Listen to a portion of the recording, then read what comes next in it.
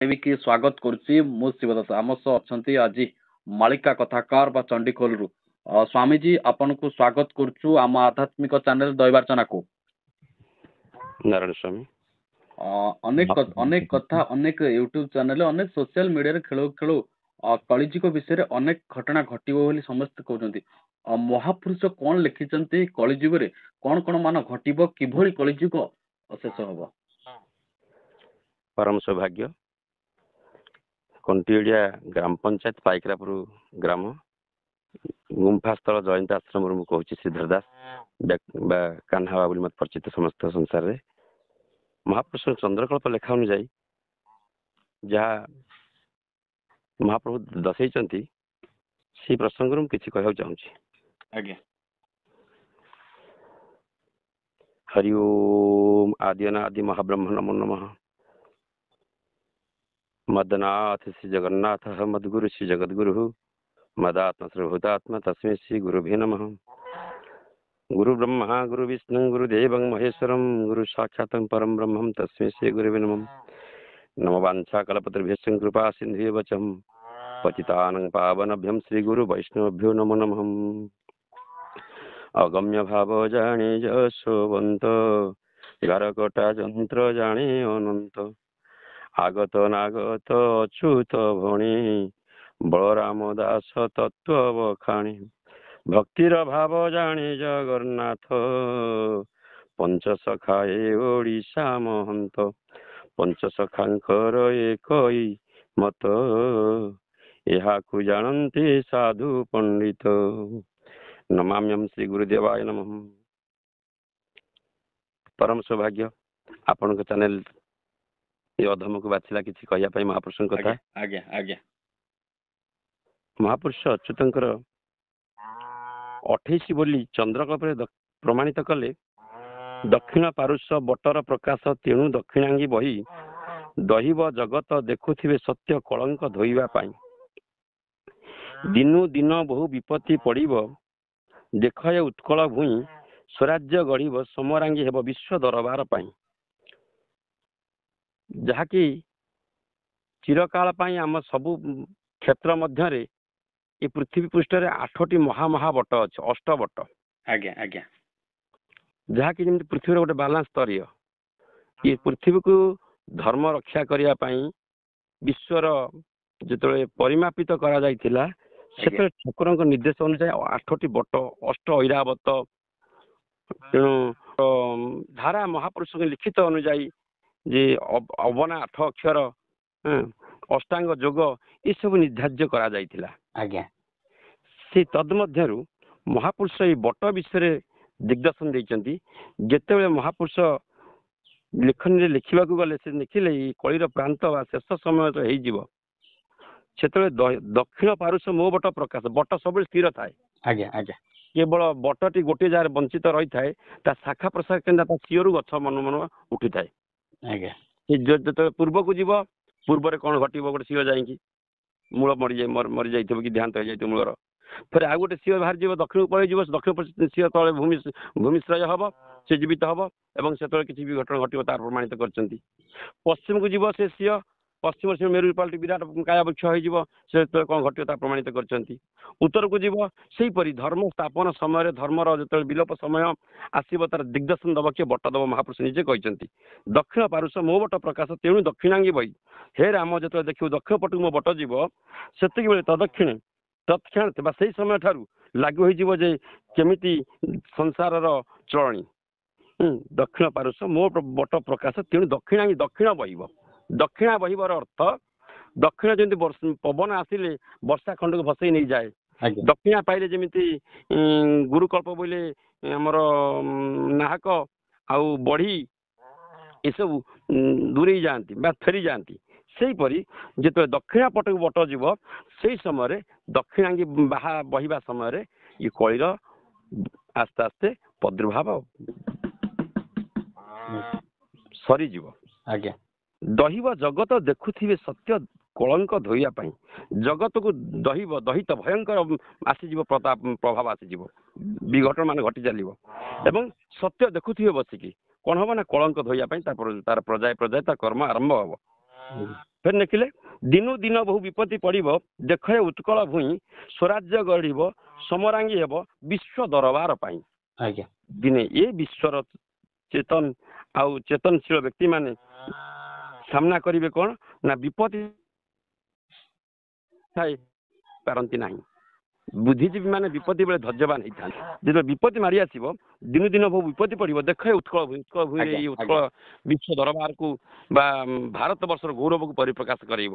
ଦିନେ ସମୟ ଆସି ପହଞ୍ଚିବ। ଏଇ ଉତ୍କଳ ମାଠୁ ଯୋଦ୍ଧା ମାନେ ବାହାରିବେ ଭାରତ ମହାସୀମାରେ ଠିଆ ହେବେ ବିଶ୍ୱ ଦରବାରକୁ ବା ବିଶ୍ୱ ଦରବାରକୁ ପରିଚୟ ଦେବେ ଭାରତ ଗୋଟେ ଶ୍ରେଷ୍ଠ ରାଜ୍ୟ ବୋଲି ବା ଶ୍ରେଷ୍ଠ ଦେଶ ବୋଲି। ଏବଂ ତତ୍ପରେ ସ୍ୱରାଜ୍ୟ ଗଢ଼ିବ ସମରାଙ୍ଗୀ ହବ। ନିଜସ୍ୱ ରାଜ୍ୟ ନିଜସ୍ୱ ଦେଶ ଇଏ ଗୋଟେ ସମ୍ପୂର୍ଣ୍ଣ ଭାବରେ ମାନେ ଉଜ୍ଜଳିତ ଭଳି ସେ ଦେଶ ଜଗତକୁ ଏକ ଲାଭାଶକ୍ତି ଦେଖେଇବେ ବିଶ୍ୱ ଦରବାର ପାଇଁ।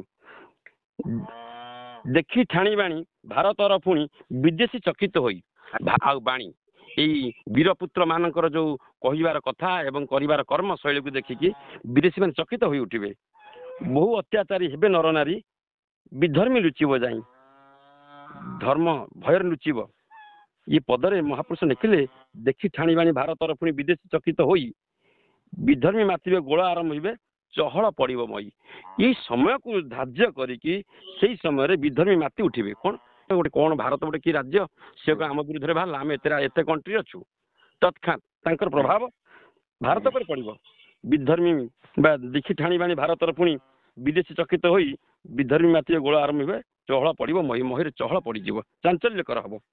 ବହୁ ଅତ୍ୟାଚାରୀ ହେବେ ନରନାରୀ ଧର୍ମ ଲୁଚିବ ଯାଇ ସହି ନ ପାରିବେ ଭାବି ଦିନ ନେବେ ଭକ୍ତ ହେବେ ତ୍ରାହି। ଭକ୍ତ ମାନଙ୍କୁ ବହୁତ କଷ୍ଟ ପଡ଼ିବ। ଭକ୍ତ ମାନେ ଏଇ ସମୟରେ ସତରେ କଣ କଷ୍ଟ ପଡ଼ିବ ଭକ୍ତ ମାନଙ୍କୁ ଏ କଳି ଯୁଗରେ? ପ୍ରତି ଯୁଗରେ ଭକ୍ତଙ୍କୁ କଷ୍ଟ ନ ପଡ଼ିଲେ ପ୍ରଭୁ ଆସନ୍ତି ନାହିଁ। ଭକ୍ତ ପ୍ରହ୍ଲାଦ କେତେ କଷଣ ସହିଛନ୍ତି।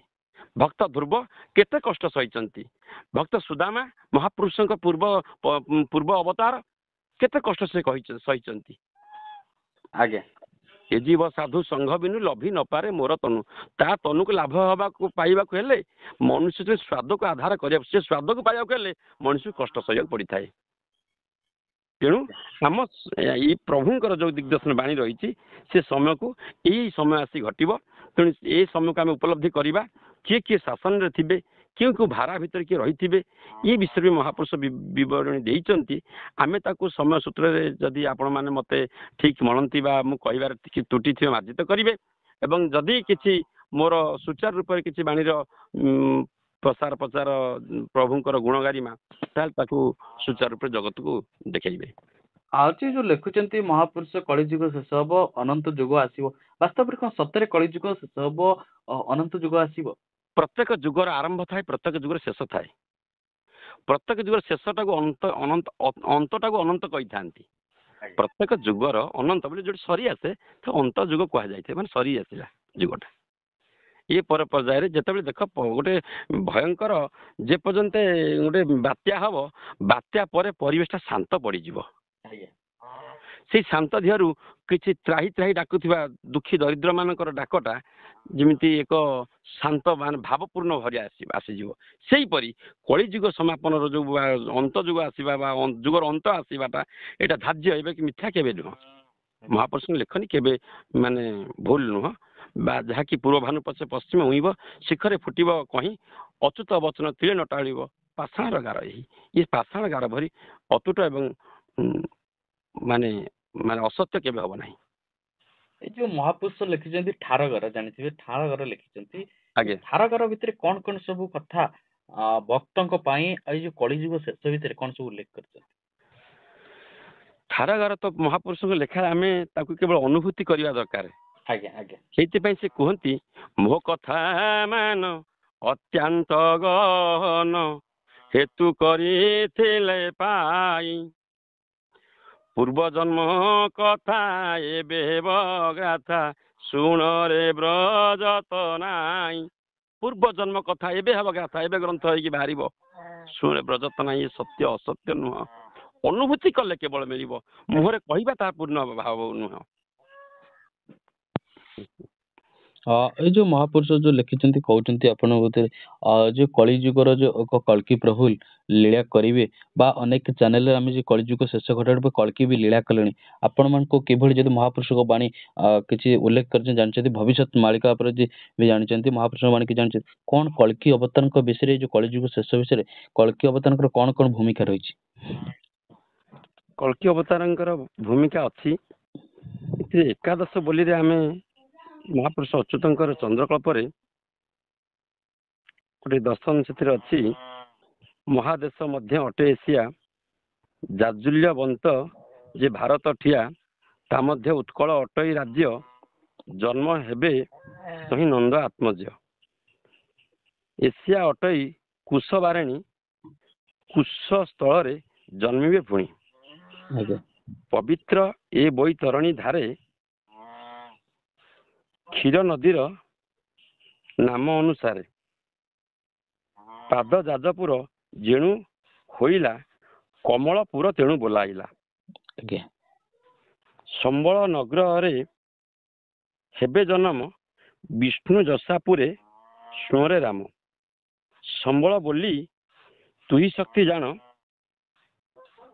ଖ୍ୟାତ ବଟ ଥିବ ପୂର୍ବ ଭାଗିଣ ମହାପୁରୁଷଙ୍କ ଲେଖନୀ ଚନ୍ଦ୍ରକଳ୍ପର ଯାହା ଆମ ମାନଙ୍କ ଆଖିରେ ଠାକୁରେ ରଖିଛନ୍ତି ଆମେ ତାହା ହିଁ ପରିପ୍ରକାଶ କରୁଛେ ମହାପୁରୁଷ ଲେଖିଛନ୍ତି ନୀଳାଞ୍ଚଳ ଛାଡ଼ି କରି ମହାପ୍ରଭୁ ଯିବେ ସିଜାଜ ନଗରରେ ଯାଇ ଜନମ ହୋଇବେ ମହାପ୍ରଭୁ ନୀଳାଞ୍ଚଳ ଛାଡ଼ିକି ଆସିବେ ସେ ଯାଜନଗରରେ ଜନ୍ମ ହେବେ ଏ ପୂର୍ବରୁ ବହୁତ ନାଭି ଗୟା କ୍ଷେତ୍ର ରାମ କରିଥିବୁ ଲୟ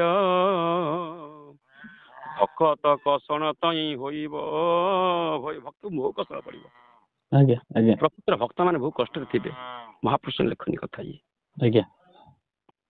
ଆଉ ସେ ବିଷୟ କଣ ବର୍ଣ୍ଣନା କରିବି।